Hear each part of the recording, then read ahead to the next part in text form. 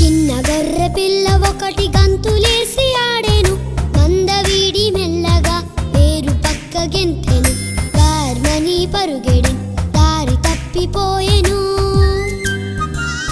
చిన్న గొర్రె పిల్ల ఒకటి గంతులే